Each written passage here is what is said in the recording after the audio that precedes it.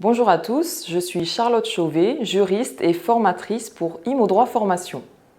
Aujourd'hui, nous nous retrouvons pour parler d'un nouvel article inséré dans le Code civil et concernant les troubles anormaux du voisinage.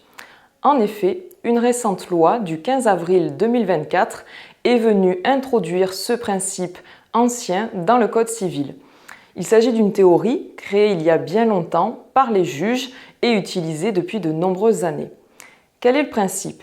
Eh bien, il est tout simple. En réalité, vous ne pouvez pas troubler votre voisin de manière anormale.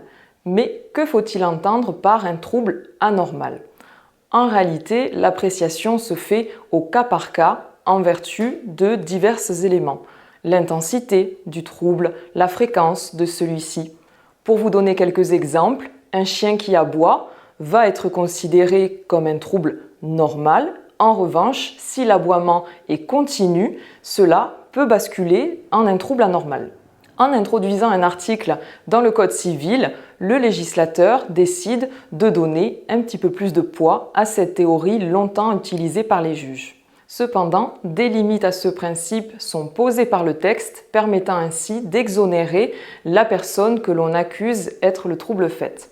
Ainsi, si son activité est antérieure à l'installation du voisin qui se plaint du trouble, si l'activité en question est conforme aux lois et aux réglementations, et si elle se poursuit dans des conditions qui n'aggravent pas le trouble en question, dans ces cas de figure-là, le trouble fait ne pourra pas être considéré comme responsable. Pourquoi le législateur est-il venu intégrer ce nouvel article?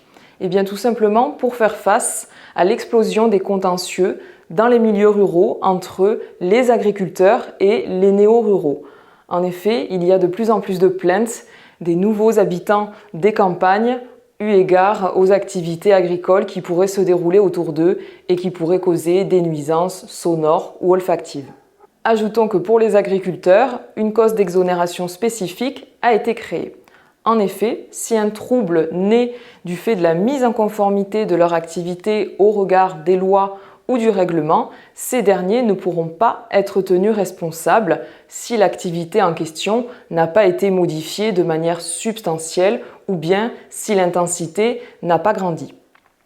Je vous remercie pour votre attention et j'espère vous retrouver très bientôt lors de l'une de nos formations.